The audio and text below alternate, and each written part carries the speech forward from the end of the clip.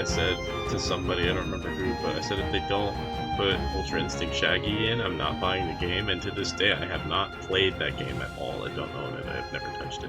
Good for you, Ben. Good for you. Sticking to your word. Yeah. Hello and welcome to Traveler's Tips and Tales. My name is Ben. I'm Jake. I'm Mike. And today, the three of us will be talking about flanking in Dungeons and Dragons. Now, first of all, what even is flanking? What does that even mean? Flanking in 5th edition is an optional rule that states that if two players or if a player has an ally on the opposite side of a creature, then they will gain advantage while attacking that creature. Yep. That's pretty much all it is. It's a very simple rule, but it's a very controversial rule. Very controversial. A lot of people, I've gotten in actual arguments at the table over this rule. It is one that if you look it up on the internet, you will find message boards and people all over the place arguing and debating this rule and how and why it should If work there's like differently. one thing in Dungeons and Dragons that people can't agree on, it's probably flanking. Yeah, I think there are less people arguing about what edition to play than there are about flanking in 5th edition, which is bizarre to me. Yeah.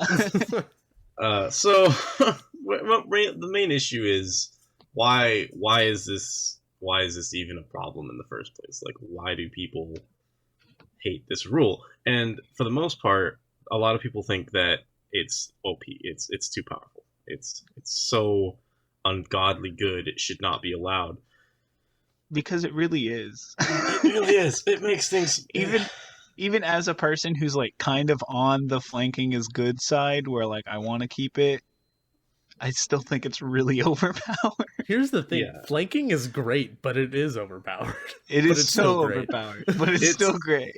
I think maybe part of the reason why there's so much debate over it is the people who say it's overpowered are people who are like really balanced, like really fair gamers and dungeon masters, and then the players who feel like they need a weapon against the dungeon master want flanking all the time so that they can fight back at the table. The way I see it is, if I have to be up there tanking all the damage for the party, I might as well get advantage on almost all of my attacks, along with my barbarian friend or whatever.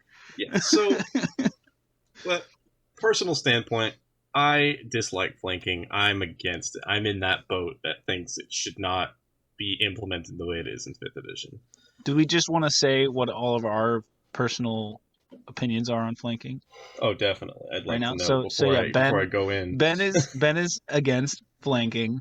I'm kind of in the middle. Like sometimes I'm like, yeah, and sometimes I'm like, nah. It's really kind of what mood I'm in, I guess. But I see very valid points on both sides. Yeah. Michael? I am very for flanking. I think there's definitely improvements to be made, and Ben has some good improvements that he'll go over a little bit later, but I think flanking in general, at least the idea of it, is fantastic. I think it provides a lot of tactical opportunities, and it just requires a little bit of thought process for everybody in the fights that you guys get in game. First of all, why is flanking suddenly an issue? Because flanking has been a rule in Dungeons and Dragons since, I believe, back in 3rd edition. And Pathfinder in 3.5, and now it's even in Pathfinder 2 in various forms. But in 5th edition, it got a whole new level of absurdity, because in 3.5 and 3rd edition, flanking would give you a +2 bonus to hit, which I don't think is that unreasonable. You know, you're on either side of a guy, he's in the middle between the two of you guys should have a better chance of stabbing him. But suddenly in 5th edition, they kind of did away with all those little bonuses that you get from things like that, for the most part. The idea of flanking makes total sense, right? Because like think about it, you're in combat and you're cornered on both sides, you know, like your attention is divided.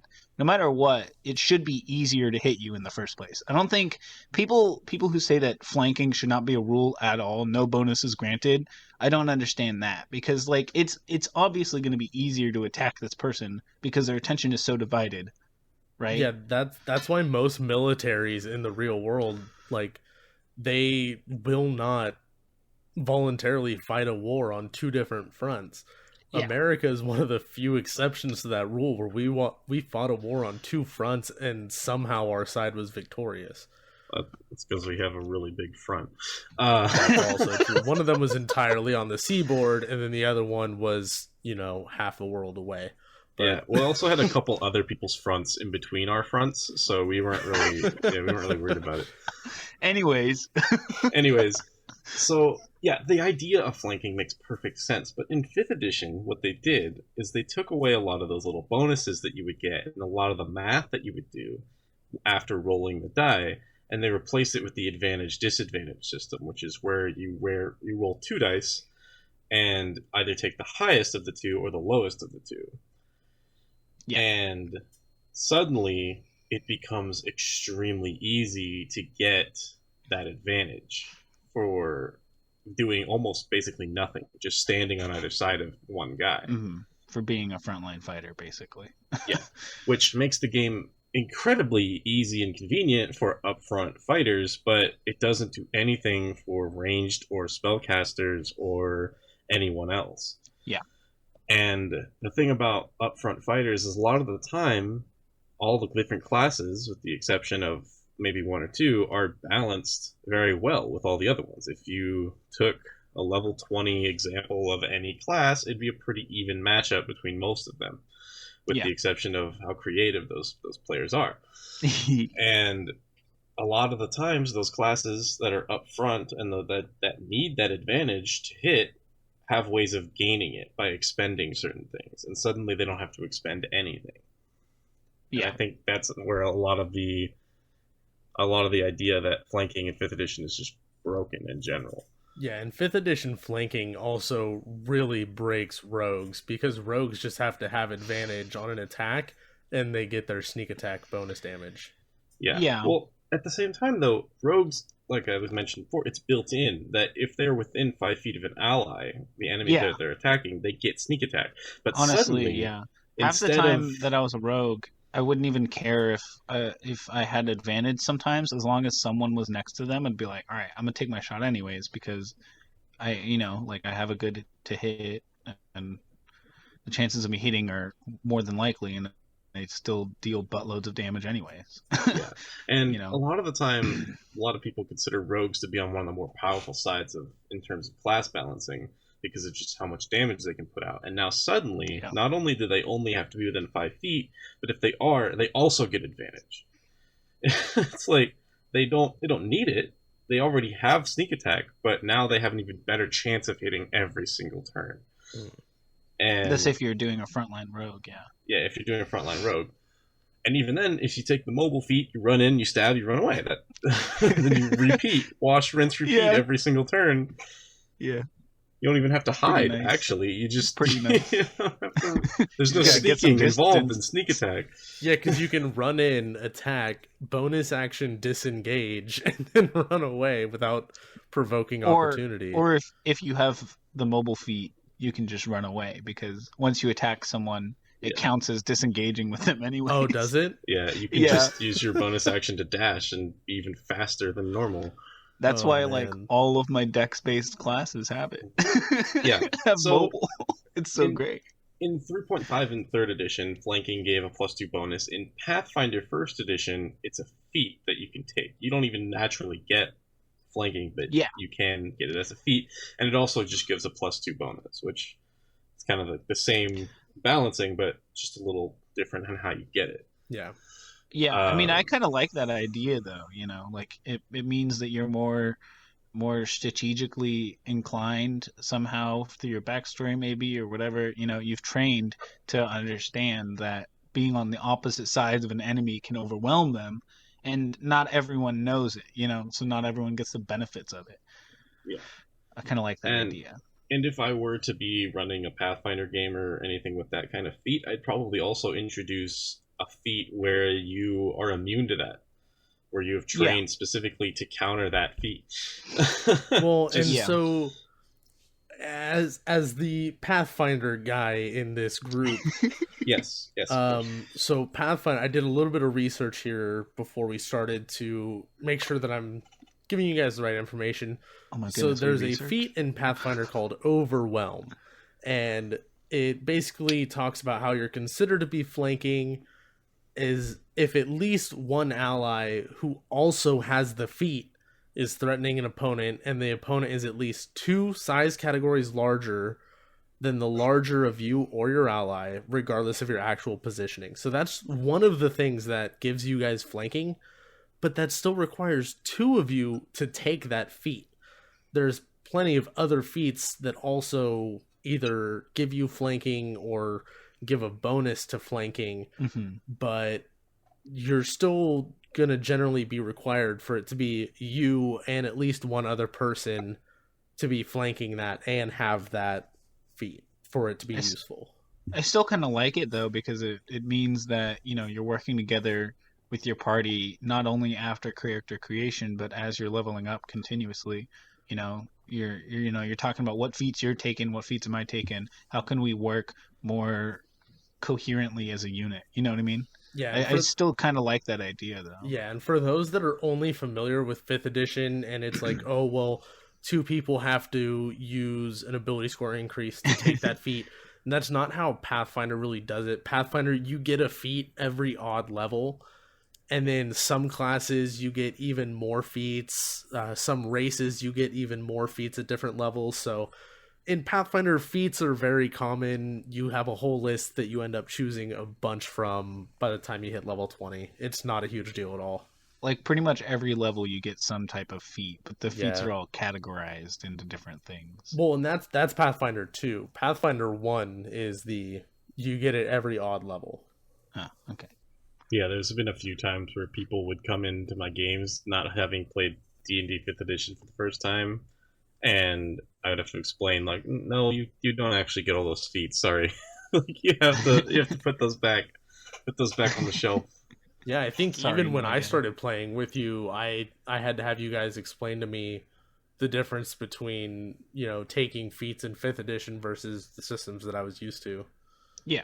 Because, I mean, you only played Pathfinder before. Yeah, I only played Pathfinder in 3.5 before meeting Ben and Hayden and Bailey. Yeah. But, yeah, so that is the basic debate. Is it too easy to get advantage with flanking? And as I've stated, I'm in the boat that says, yes, it is absolutely way too easy to gain advantage just with having 2 people on the battlefield. And the thing about flanking is it doesn't even require you to be an upfront melee fighter. It's for you anybody. could, if you wanted to, if you were a wizard and you ran up behind somebody and you tapped them on the shoulder and you like tried to whack them with a stick and did 0 damage, the fighter on the other side of them still gets advantage for all 8 of their attacks that turn. Yeah. And that's the other thing. You get advantage on all of your attacks. Not just the first attack, you know, when they're not looking and suddenly their attention's diverted to you and you don't get it anymore. You get it for all of them. For the whole turn. I think that could be a good ruling, where it's just the first attack of your turn. If you're flanking, you get the advantage. Even then, I'd be fine with that rule, right? That's only once do you get that. Yeah, that kind of makes sense. Even then, you know, if you have enough guys and you really, really wanted to, you could have like a roving,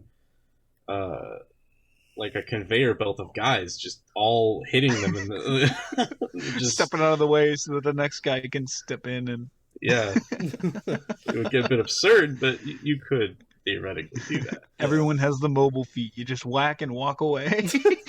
Yeah, especially if you're the type of DM that uses turn initiative, like side initiative, where your entire party has the same initiative. And and then you all just get in a line and you just whack, whack, whack. That'd be so absurd. Yeah, that would be and that's another thing where their flanking comes in. 5th edition, it's an optional rule. Mhm. So it's not necessarily balanced perfectly for it. It's an optional rule, but I feel like everyone forgets that it is. Yeah, a lot of I people feel like- treat it as if it's just a rule in the book, which it is a rule, but it's optional. It even says it's an For the longest optional rule. time, I think I didn't even know it was an optional rule. Like I think for like almost a year probably, I didn't even know that flanking was optional. I thought it was just a part of the game. Yeah. I didn't realize that it was an optional one. A DM could just be like, "There's no flanking in my game," and you'd be like, "All right." Yeah, it's like using corners in combat. Yeah. Some DMs allow it, some don't. It's an optional rule. Oh, and then there's the absurdity of combining flanking with corners, like what our buddy my Hayden gosh. does, and it It drives gets so me complicated. insane. It gets so complicated. It drives And then me also, insane. there's also a big problem on how do you flank a large creature or a huge creature? Is it directly opposite of you, or is it like opposite diagonally? Like if you're standing on one corner, kind of. It's I don't know. It kind of all is like You can it do can get opposite cloudy and or opposite confusing. diagonal. It can get cloudy and confusing though. Yeah, for And sure. people can be, maybe a DM doesn't think that, and you have to do it like this, but the player doesn't know, and so another way for an argument to start at a table. Yeah. And then combine that with the absolute absurdity that is a high-level rogue, and suddenly the entire table breaks down an argument that involves people storming out of a building, which has happened to us. Definitely didn't happen. The rogue in question. I'm not gonna lie. Leave me alone. I'm sorry. Not gonna lie. I think I was arguing way more on your behalf than you were on that one. Probably. I was just like, hey man, you don't want me to do the damage, I won't do it. I don't care. No, that was My on turn. me. I'm not gonna lie. It's I get very passionate about things. Thanks, man. Thanks for fighting for your players. I Oh appreciate it. yeah. Even though I was a player also in that game. Were you? Yeah. I can remember. Yeah, that was when I wasn't DMing. Oh for a yeah, little bit. I remember that. That was with I King. remember that time. Yeah. That time. And the reason that yeah. flanking is the first rule that we're bringing to you guys is because Ben gets passionate about things, and this is something that he is super passionate about. And also, it's just like one of the most controversial like rulings in D&D 5th edition. Yeah, definitely. There's countless videos of people going in and just ranting about flanking by themselves for like an hour on YouTube. Which, honestly, if you guys weren't here, I'd probably be doing that for this. Yeah. Probably just be ranting and raving about it. Yeah. But yeah, it's very, in my opinion, very unbalanced in 5th edition, and a lot of people, like you said, treat it like it's not an optional rule, like it always has to be a rule. Yeah, which is absurd. Like at the end of the day, if your DM says, it's not a rule in my game, I don't even care if it is a in the book always a rule. If the DM says he doesn't like that rule, it's his game. Go find another DM. You know what I mean? Yeah. Like I don't care what the rule is. That being said, though, if you kind of are about DMing respect. and you plan on removing a rule from the game that's supposed to be in it at all times, let your players know before you actually get into the game, because otherwise you have arguments and people get mad and bitter, and it's just not a good time. A big part of it is just mutual respect from DMs and players alike. People might be building their character around this one certain rule, which I, as a player myself, I love doing. Like I look at one attribute of a class or something, and I'm like, this is what I want to work my whole class around, and then all of a sudden, it's unexistent. The ruling that I'm looking for is not there, and I'm just like, oh, that's cool, I guess. Yeah, and if you're thinking of doing that, it's always best to talk to your DM before they start a game. I know I made that mistake when we played Pathfinder 2 for the first time. I made a character whose whole thing was he throws bombs, and I put all of my points into the wrong stat for throwing. Yeah. And I had to improvise for the rest of the game on how I was going to use these bombs. I ended up just planting them. Like, it took a lot of extra time, but I ended up planting a series of bombs to the point where I blew up like an entire city and collapsed it. It was amazing. It was amazing. We'll save that story. We'll tell that story another time. That's a story. It's a tale for another day. Yeah, that was a good crazy. that was a good session. Michael's still the only DM we've had that can run a one shot. Have it stay a one shot. We always start a one shot and then we have to come back to it another day. There's like 3 one shots that are still unfinished. It's like we had a Christmas one shot and we haven't finished it. It kind of boggles my mind. Like I don't even know how I do it. You're quick and concise, man. I don't know. Yeah, I mean, you keep us on track, really. Yeah, usually if I have things that I want you guys to do, even if you go about it another way, like I kind of force you guys into it. You learn from your very first DMing experience, where you kind of just had this like one hook that we were all supposed to do, and no one in the party was interested, and the whole session fell apart after that. But you learned, and literally has not happened since. Yeah, I tried running a Sandbox World campaign, and it did not go well. Yeah, we were just like, that's cool, turn around, let's go. Let's walk down the road. Michael was like, what? And then there's the bizarreness of my world where it's a huge sandbox and it worked really well. Yeah, everyone kind of stuck to one area. They were like, "This is home," and I was like, there's literally sessions where Ben was like, "All right, here's the main quest that you guys are gonna do this session," and the party was like, "Nah, I don't feel like it," and we continued walking into like alleys until we ran into some hooligans to. Yeah, Ben had to come up with like a quest on the spot. Yeah, well, I think you even said to us. I think I was like, I need 20 minutes. We're gonna have a little break. I'll be back. Ben was like, listen, I know you guys don't want to do this quest. I'm cool with that. Just give me a couple minutes here. And we were like, that's cool. We all like went to the bathroom and got water and stuff. It was hella funny. And then we had one of the most memorable quests. Well, because there's a lot of inter-party conflict that we needed hashing out, and we just didn't do until that day. But anyways, I think that. Okay, yeah, we'll continue the story later. I was going to add more. We are talking about flanking today, guys. I promise. Yes, flanking. So yeah, there's a lot of people that have gone on like huge rants and that have their own opinions on it, but I've noticed that one recurring theme of all of these rants is that they don't actually offer a solution. Yeah. Which I have brought a solution for all of you. We talked about a few, I know.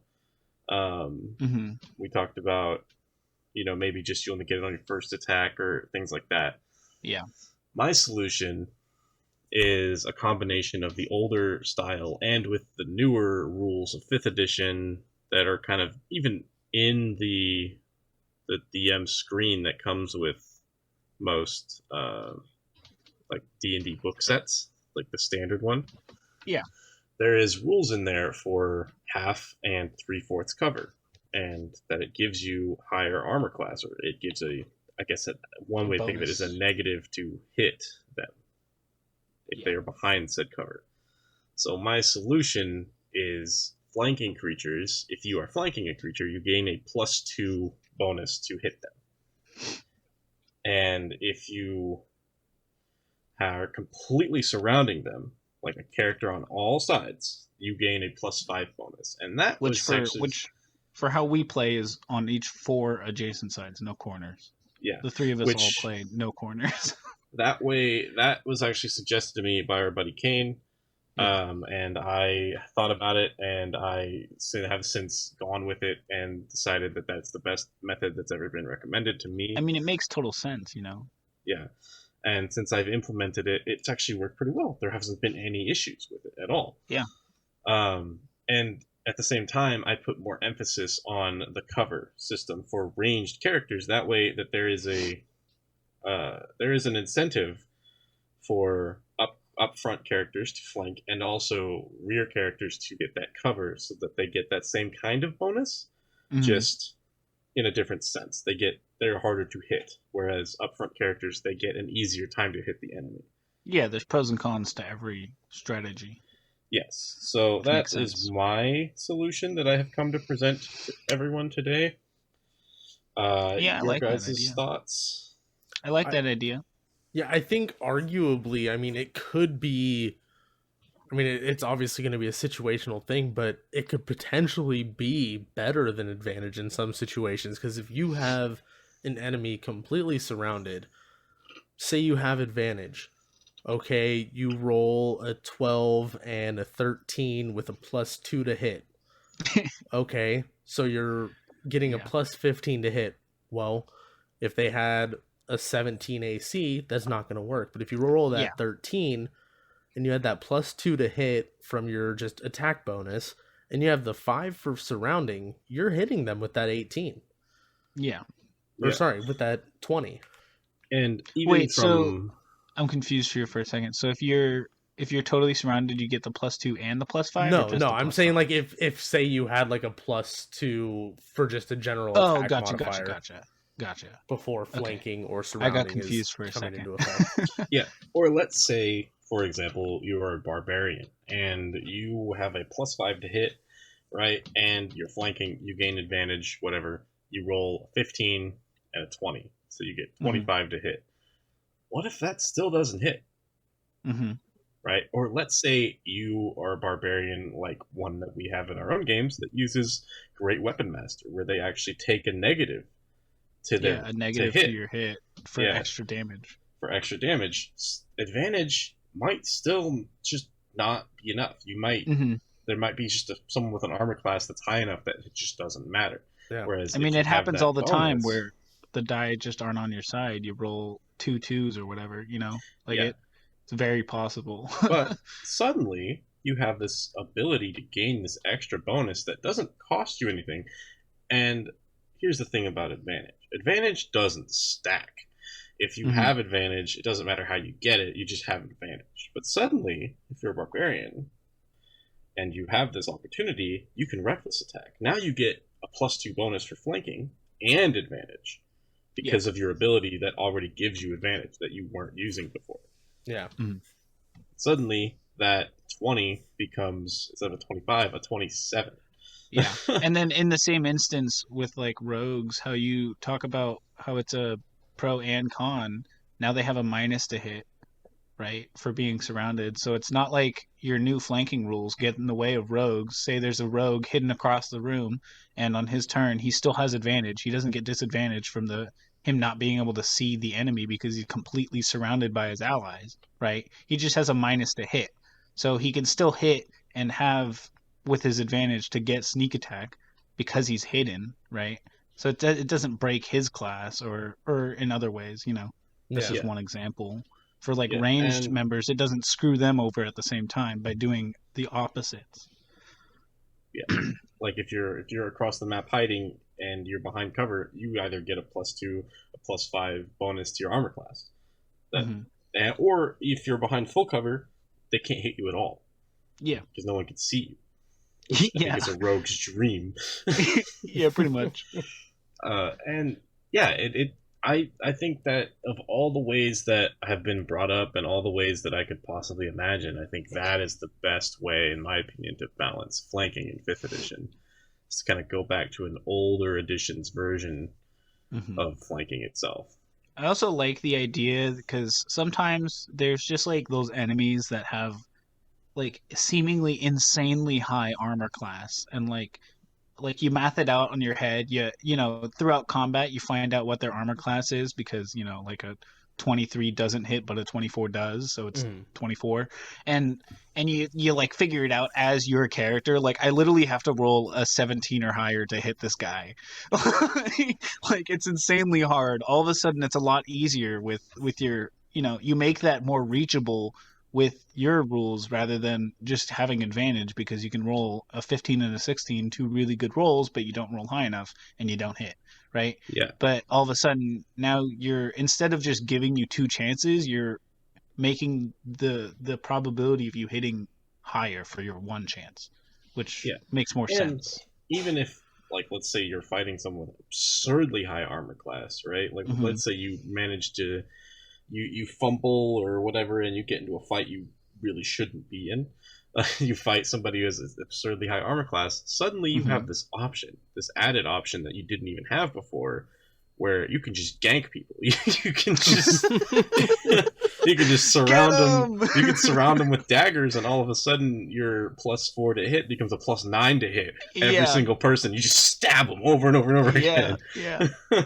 It makes mugging so much more probable. It also makes natural 20s feel so much sweeter, because it's so much easier to get a natural 20 more often if you're constantly flanking and getting advantage. Whereas with this system, you're still only rolling 1d20, so you're less likely to get a nat. You're spacing out. Yeah, it makes it feel so much better when you finally do get that natural 20, if you are lucky enough to get it. It also makes it even more devastating when you get that natural 1, which I think is great. Yes. And here's the biggest thing about this improvement that I think should be implemented in at least it has been in my games, that other people should consider. DMs, this is on you, okay? If you consistently have these arguments and you implement these rules and it still is not working, it might be your fault. Because it is a DM's job to reward their players for being creative. And if you implement a system where suddenly they can be more creative and they suddenly have all these outlets for doing things that maybe they wouldn't have considered doing before, if they do something completely insane, or they take the time to plan out an ambush and they go through all the steps and they succeed on their rolls and their whatever checks you want them to do, I believe it's the DM's responsibility to give them advantage as a reward or inspiration or anything. Inspiration is just advantage in a bottle that you can pull out whenever you want. Which I feel like a lot of players do naturally anyways, where like, say the DM, like I'm thinking like role play wise now, like someone is just like I just like that idea of the DM being able to grant advantage and disadvantage as like, I mean, just circumstance, like a certain character has read up a lot about one thing in particular, so the DM's like, make a history check, and the player's just like, could I have advantage? And the DM's like, fine. I just like the idea of being able to just like throw that in there. Yeah, and like it's an award that you can give. Yeah. And the thing is, it's not always the players they're not always going to ask, like, hey, can I have advantage? Sometimes, like I do this, I do this in game, and I'm guilty of this as a DM. People will I'll describe what I want to do, and I'll go really in depth, and I'll have this amazing plan, and the DM will say, okay, roll for it, and I won't ask. Because I guess to them, it wasn't good enough to gain advantage for whatever reason. I don't question it. Or as a DM, people will describe something really, really cool, and I'm not even thinking about it, and I'm just like, yeah, sure, roll, and they don't ask, and I never think about it. Yeah. And that's part of the reason why I'm kind of saying, hey, it's your job, so I can remember too. Because it's also important my players to have fun, and I want to reward them. Yeah, that's exactly what I was about to say. It's also important to remember that the goal of everyone's time here is to enjoy the experience, Like everyone's just trying to sit down and have fun and just relax for a little bit. Yeah, and I also want to clarify something that we've been referring to here, and that also was referenced in the last episode where we had that one-shot little session there. Inspiration that the DM gives is separate and completely different than the inspiration that you can get from, say, a bard in-game. Yeah. A bard will give you an inspiration that follows rules that their class ability has. That's usually a D6, a D8, a D10, or a D12, depending on what level they are, that you add to your D20 roll. An inspiration that a DM gives you, that is a free D20 that you can use to re-roll a check that maybe you don't feel comfortable about. You're like, I think I can get better on my next roll. I don't think this is going to be a passing check, so let me try again. Yeah, and if I remember correctly, it's not exactly like you just grant yourself advantage for free. It's more so you just roll again and you take your new roll, right? Yes. Yeah. So it's like a gamble anyways, say you roll a 10 and you're like, I could hopefully get better, and then you roll a 2 and you're worse off, Yeah. So, it's always a gamble. Yeah, but I just wanted to clarify that because I feel like that's something that could be kind of confusing, especially for new players when they see that, DMs are giving inspiration, but wait, what's this inspiration that bards give? Is that the same thing? Like, what are the differences there? So I wanted to go ahead and explain that to you guys a little bit. And then another thing about inspiration, according to the rule book, inspiration does not stack. Yeah. You only ever get one. I don't follow that rule. I think if you've earned it, you can have as many as you want, and if you never use them, that's on you. Which is exactly what I did.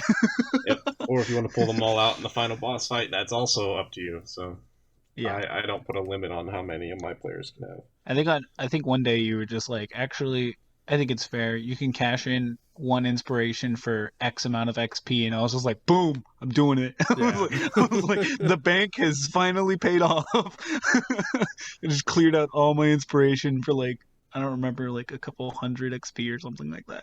Yeah. Like total. You were like level 19. I saved up a lot of it almost to get to level 20. I saved up a lot of inspiration. I had like 6 or 7 or something like that. It was ridiculous. Yeah, DMs can award inspiration for whatever they feel deserves it. And the reason I issued it to them in the one shot was I thought it was kind of funny that they're, these secret criminals who are now applauding the mayor and showing support for the mayor who's trying to catch them without knowing that it's them. And I also wanted to kind of display that mechanic just because I feel like it's something that should be brought to people's attention that maybe isn't used as often as it could be.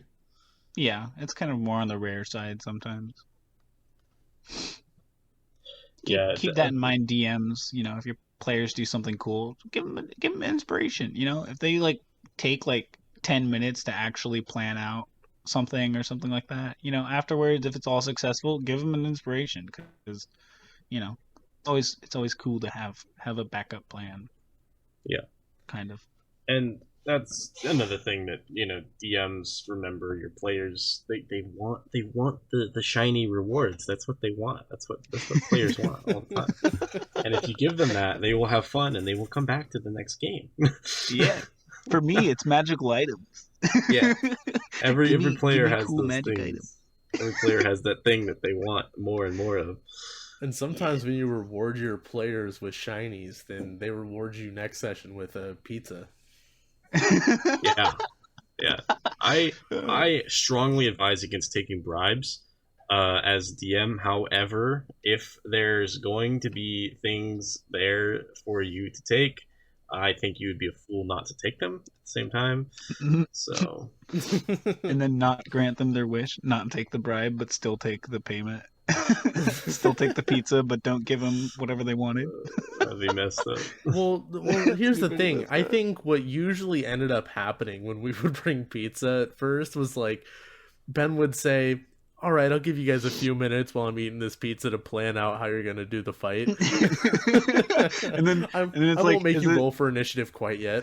It's as if he just turned over an hourglass and we all just panickedly looked at each other like, oh goodness, what are we doing? Yeah. Ben's like, all right, these guys are drawing their swords. You have one pizza slice to figure this out. And we're like, what? Yeah, and you guys would watch me take bites just as I go down this pizza slice. Slowly but surely, we see our time ticking down. We're like we're all off topic. We're like, guys, we have 4 bites left. Come on. We're like, he's down to the crust. He's down to the crust. It's okay. It's stuffed crust. The cheese is kind of stringing him along. It's taking some extra time. Oh man. Yeah. Not a bad strategy. Not a bad strategy at all. Also, if you bribe your local game store owner with pizza, they'll let you do crazy stuff in the store before they tell you to quiet down. Yeah, it's very helpful for a loud party. Yeah. They'd come over and be like, can you guys quiet down a little bit? And we'd be like, you want a piece of pizza? And be like, all right, sure. All right, I'll see how this.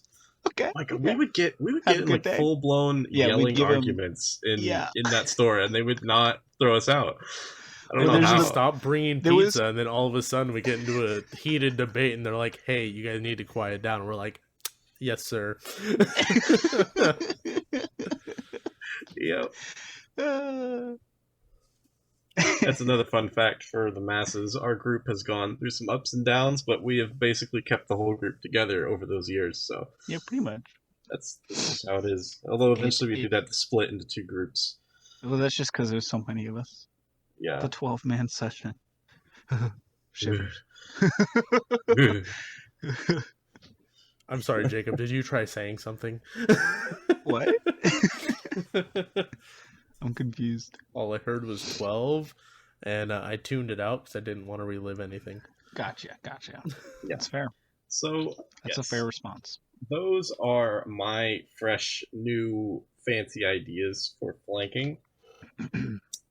I like to think that they're useful and that they might do people some good if they are interested at all.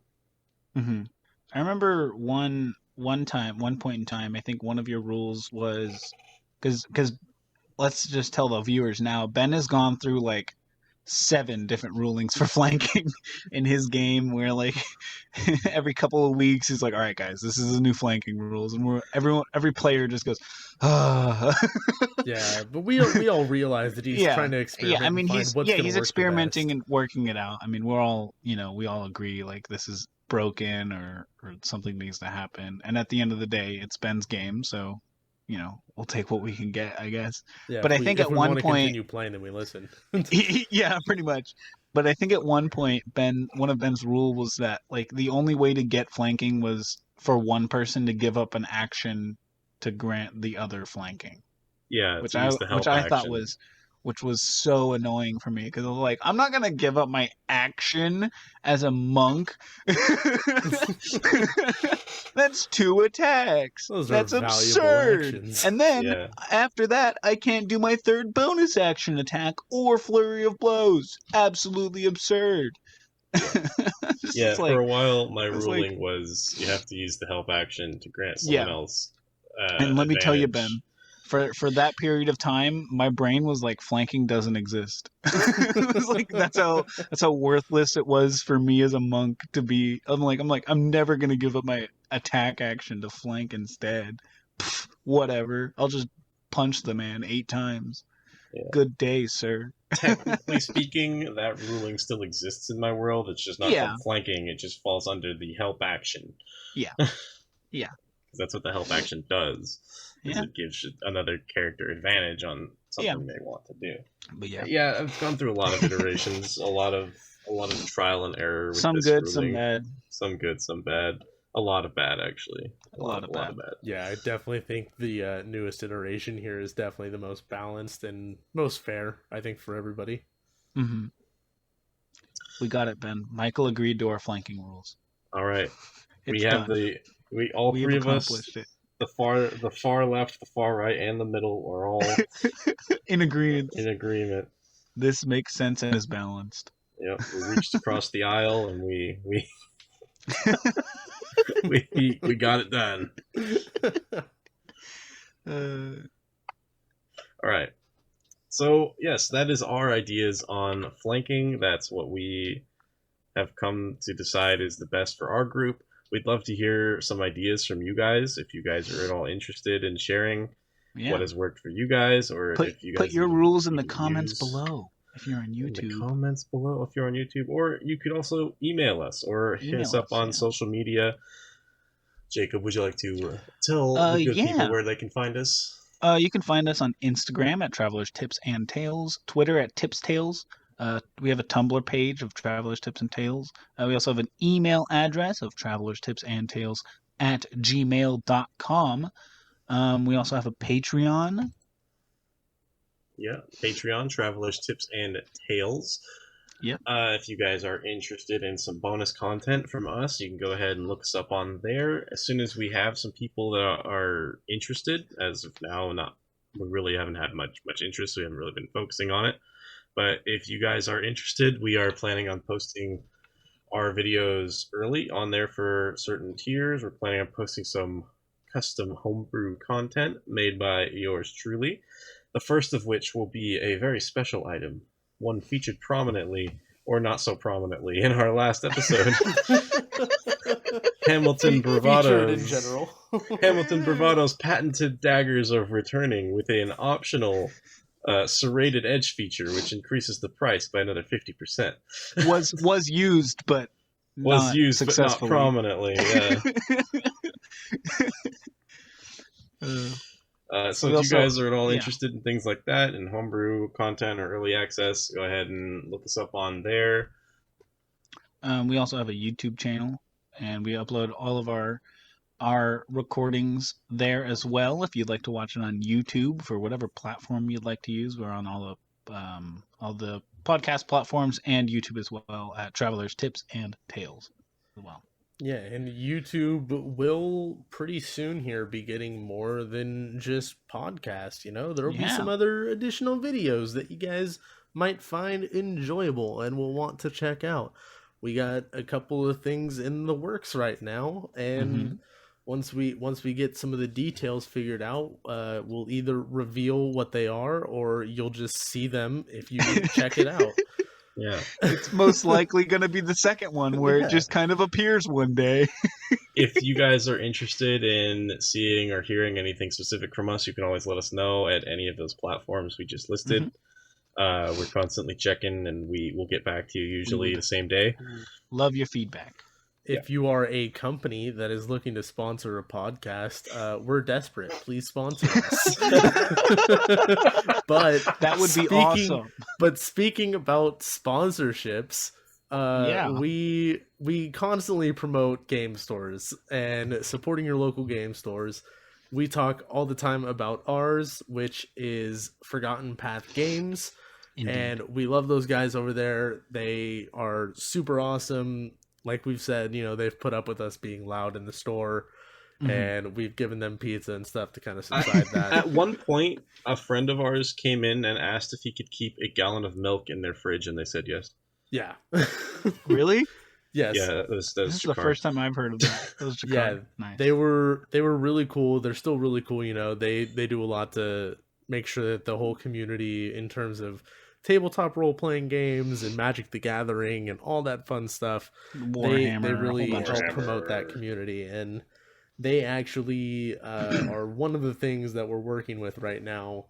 We're working with them on a little mini deal, so we're excited to bring that to you guys sometime soon in the future. It'll probably be the next episode or the episode after that. Yeah, it'll be sometime in the next 2 weeks or 3 weeks or something like that. Soon, something will happen.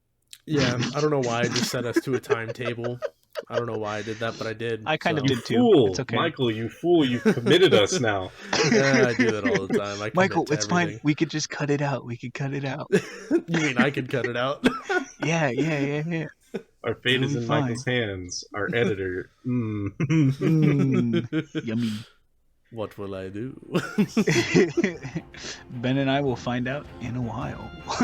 Find out next week. Travelers, Tips and Tales.